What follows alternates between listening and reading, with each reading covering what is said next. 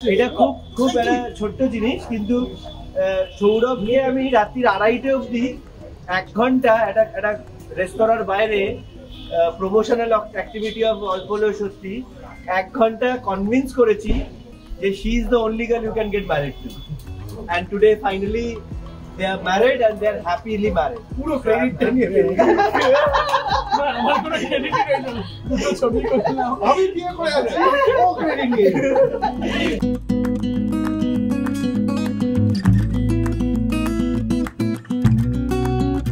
বর্তমান অনুভূতিটা একই হয়ে গেছে, কারণ আমার মনে হয় যে আমার খুব একটা বয়স বাড়েনি।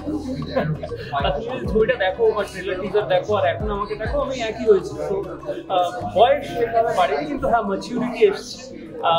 জীবন সম্পর্কে, ভালোবাসা সম্পর্কে, কাজ সম্পর্কে আরো বেশি ওয়াকিবহাল, আরো বেশি সচেতন হয়েছে। তুমি বলতেছেন, কিন্তু সিনেমার ম্যাজিকটা তখনই হয় যখন সিনেমা টাইমলেস হয়। মানে আজও যখন আমরা কোনো ভালো সিনেমা দেখি যেটা হয়তো 50 বছর আগে বানানো হয়েছে, আমাদের সমানভাবে ভালো লাগে। তো আমার মনে হয় অল্প হলেও সত্যি যখন আমরা বানিয়েছিলাম 2020-21 সালে, আজকে 2025-এ দাঁড়িয়ে সমানভাবে আমাদের যতটা ভালো লেগেছিল তখন দর্শকদের এখনো ততটাই ভালো লাগে।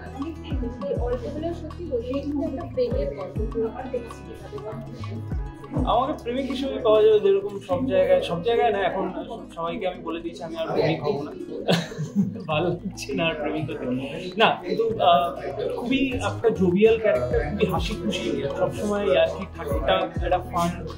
যেহেতু সৌরভদার চরিত্রটা খুবই সিরিয়াস এবং খুবই ইন্টেন্স, তার ঠিক বিপরীতে দাঁড়িয়ে খুবই কন্ট্রাস্টিং একটা চরিত্র, যে খুব হাসি খুশি থাকে কিন্তু খুব লেয়ার্ড একটা চরিত্র। এই চরিত্রটার ভেতরে অনেক না পাওয়ার যন্ত্রণা আছে, কিন্তু সেগুলো কখনো কাউকে দেখায়, সবসময় সবটাই হাসি দিয়ে ঢেকে রাখে। তো এটা খুব ইন্টারেস্টিং, একটা পজিটিভ ব্যাপার আমার মনে হয়। ব্যক্তিগতভাবে এই চরিত্রটা করার পর আমি নিজের জীবনেও সেটা অ্যাপ্লাই করেছি। সবসময় যতই যন্ত্রণা আসুক, দুঃখ আসুক, খারাপ সময় আসুক, সেটাকে সবসময় হাসি আর কি এবং আনন্দ দিয়ে যাতে পজিটিভলি আমি এগিয়ে নিয়ে যেতে পারি, সেটাই আমার চেষ্টা।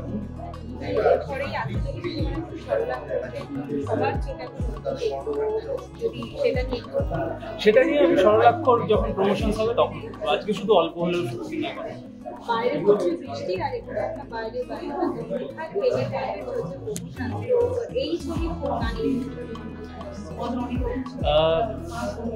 এই ছবির দুটো গানই অসাধারণ, যেটি শাহানাদি গেয়েছেন ফেরায় না মন, এবং কিন্তু পার্সোনালি আমার ফেভারিট ঈশানের গাওয়া গানটি মায়ার কাঙাল আমি চিরদিন, হ্যাঁ বুঝিনি কিছুই ভালোবাসা ছাড়া।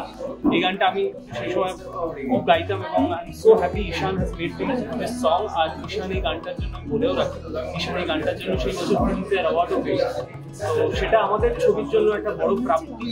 তো খুব অসাধারণ এই ছবির গানগুলো। আমার মনে হয় যে যারা ছবিটা আবার দেখবেন এই গানগুলোর প্রেমে আবার নতুন।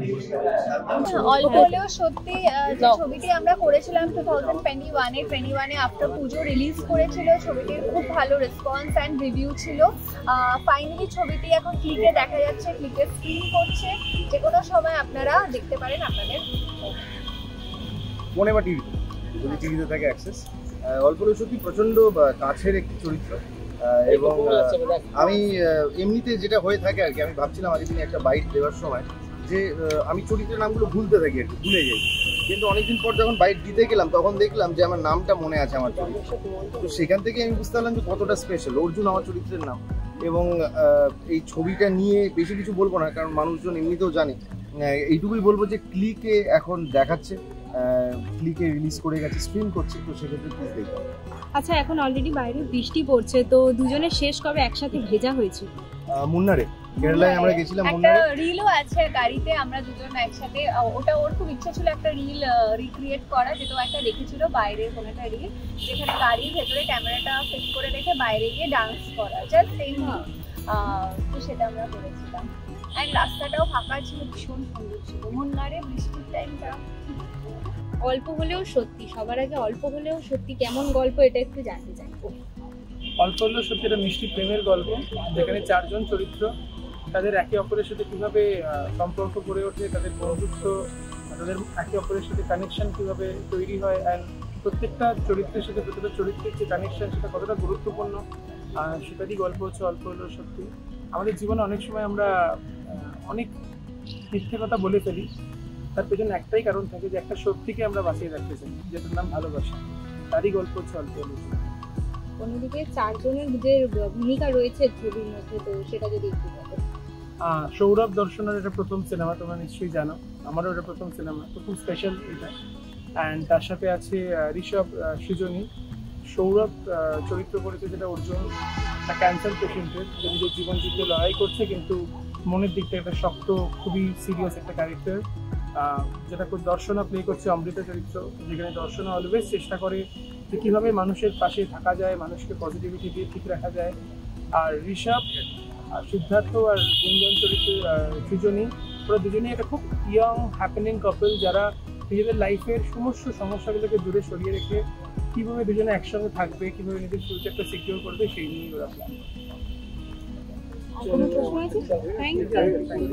আমি বলছি যে যেখানে ডিরেক্টর সৌমজিৎ যাদব এত সুন্দর কাজ করছে, তখন আমার মনে হয় এবং সেটা আমি আমার টিমের সঙ্গে বলি এবং আমি ওকে বলি যে এটা ছবি হলে অসাধারণ হতো। এবং তারপরে hats off to this guy, যে আমি যখন বললাম যে এটা ছবি হতে পারে, ও ওয়েব সিরিজ হলে আমরা সবাই জানি যে আমি এইটা বানালাম, আমি এই টাকাটা আমি পাচ্ছি, আমি তার মধ্যে আমি ব্যাপারটা বানাতে পারবো, সেটা আমার প্রি সেলের একটা জায়গা থাকে না, অনেক কিছুই থাকে, সেইখানে একটা আননোন টেরিটরিতে ঝাঁপ দিয়ে দেবো। তার অবভিয়াসলি অঙ্কিত এবং সুরেশজি দুজনেই যেখানে আমাদের উপর বিশ্বাস করে, অসংখ্য ধন্যবাদ। কথা তুই যতই মাইক নিয়ে কথা বল, এইটা কোনোদিনই আমার অন্তরের অন্তঃস্থল থেকে